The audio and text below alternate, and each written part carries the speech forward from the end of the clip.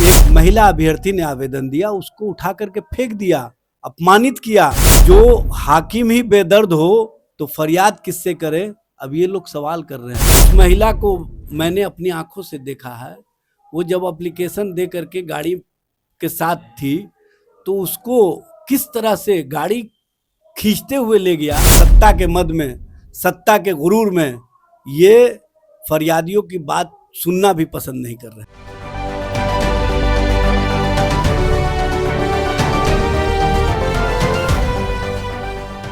नमस्कार, स्वराज पोस्ट में आपका स्वागत है। मैं वेद सिंह। बीपीएससी टीआरई 3.0 के अभ्यर्थी लगातार पटना के गर्दनीबाग धरना स्थल पर बैठे हैं सप्लीमेंट्री रिजल्ट के मुद्दे को लेकर। आज वो पटना के जदयू कार्यालय में पहुंचते हैं शिक्षा मंत्री सुनील कुमार के सामने अपने आग्रह को लेकर, अपनी बातों को लेकर। लेकिन वहां पे एक जो दृश्य है वो हम आपको सबसे पहले दिखाना चाहेंगे कि किस तरह से एक महिला अभ्यर्थी हैं सुनील कुमार जी से बात करने जाती हैं, लेकिन उनसे बिना बात किए हुए गाड़ी में बैठकर वो सीधे निकल जाते हैं। सप्लीमेंट्री में कुछ बोलिए सर। गाड़ी छोड़िए। कौन है?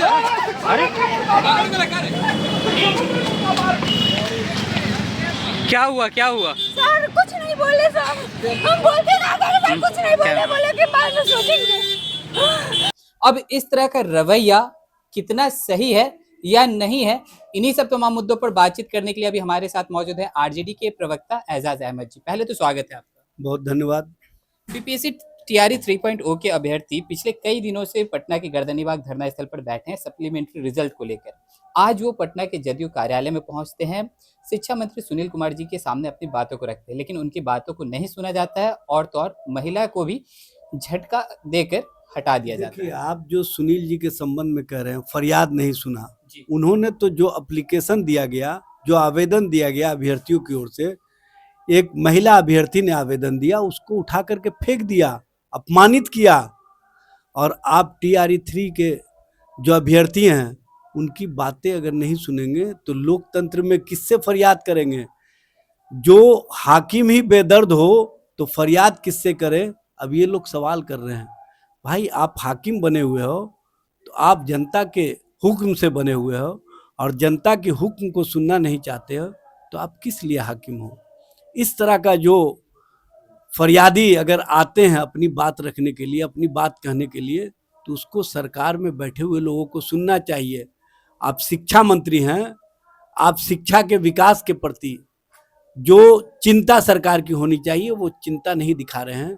आप कहीं ना कहीं अपने दम्भ के बल पर वैसे लोगों को तिरस्कृत करते हैं, बहिष्कृत करते हैं और उनको अपमानित करते हैं जो आपके सामने फरियाद लेकर के आते हैं। और वो भी महिला का अपमान। उस महिला को मैंने अपनी आंखों से देखा है। वो जब एप्लीकेशन दे करके गाड़ी के साथ थी तो उसको किस तरह से गाड़ी खींचते हुए ले गया, ऐसा लगा कि कोई बड़ा एक्सीडेंट हो जाएगा। और इस तरह का एक मंत्री का बर्ताव, जो कहा करते हैं कि हम लोग महिलाओं के प्रति सम्मान का भाव रखते हैं, महिलाओं के प्रति उनकी क्या सोच है यह स्पष्ट रूप से दिखता है। अब बताने की आवश्यकता नहीं है। अब तो ऐसा लगता है कि सरकार और सरकार के अंदर फरियादी तो दूर की बात है, महिलाओं के साथ जिस तरह का बर्ताव हो रहा है ये स्पष्ट करता है कि महिला के प्रति इनके दिल में सम्मान का भाव नहीं है। एजाज जी, वहीं अगर देखा जाए तो मुख्यमंत्री नीतीश कुमार लगातार महिलाओं की बात करते हैं कि उनके लिए हमने ये सुख सुविधा दी, ये योजनाएं लाएं, लेकिन उनके ही मंत्री के द्वारा इस तरह का जो हरकत, इस तरह का रवैया देखने को मिलता है, क्या कहेंगे? देखिए, इस पर कहना कुछ नहीं है। अब तो उनको जवाब देना चाहिए और उनको माफ़ी मांगना चाहिए। महिला का अपमान करके आप गौरवान्वित मत होइए। आप मंत्री हैं, आपको अभी समय मिला हुआ है, लेकिन सभी का समय आता है। आप अगर जनता की आवाज़ नहीं सुनेंगे, जनता की बात नहीं सुनेंगे, अपने दम में सरकार में रहेंगे तो जनता ही आपको बनाती है, जनता ही आपको उतारने का काम करेगी। और जनता इस बात को देख रही है। जो बेरोजगार नौजवान हैं, जो बेरोजगार अभ्यर्थी हैं, उनके साथ किस तरह का बर्ताव ये सरकार कर रही है, एक तो पहले ही से 16% आपने आरक्षण की चोरी कर ली, और दूसरे जो बहाली की प्रक्रिया है, जो प्रक्रियाधीन 3.5 लाख बहाली को छोड़ करके तेजस्वी जी आए थे, उसको भी आप नहीं कर रहे हैं।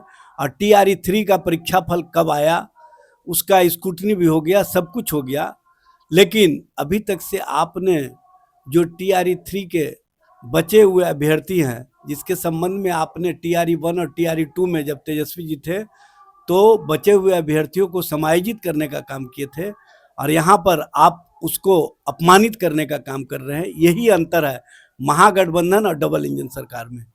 ये कार्य जो सरकार के दिख रहे हैं, ये कहीं ना कहीं महिलाओं को अपमानित करने वाले, अभ्यर्थियों को अपमानित करने वाले, बेरोजगार नौजवानों को अपमानित करने वाले, अब बेरोजगार नौजवानों के हितों के साथ खिलवाड़ करने वाले लोग सत्ता में बैठे हुए हैं, और सत्ता के मद में, सत्ता के गुरूर में ये फरियादियों की बात सुनना भी पसंद नहीं कर रहे हैं। चलिए, बहुत बहुत धन्यवाद। तो जैसे कि आप सुन रहे थे, हमारे साथ मौजूद थे आरजेडी के प्रवक्ता एजाज अहमद जी। इन्होंने साफ तौर पर बताया कि किस तरह से आज मंत्री सुनील कुमार जी के द्वारा वो जो हरकत हमें देखने को मिला कि एक महिला उनके सामने जाती है अपने फरियाद को लेकर, लेकिन उनके तरफ से उसको अनसुना कर दिया जाता है। उस पर क्या कुछ कह रहे थे एजाज अहमद, आप सुन रहे थे इस वीडियो के माध्यम से। तो चलिए, और भी ऐसे तमाम खबरों का सिलसिला इसी प्रकार बना रहेगा। स्वराज पोस्ट पे अपनी प्रतिक्रिया को हमारे कमेंट बॉक्स में जरूर साझा करें। धन्यवाद।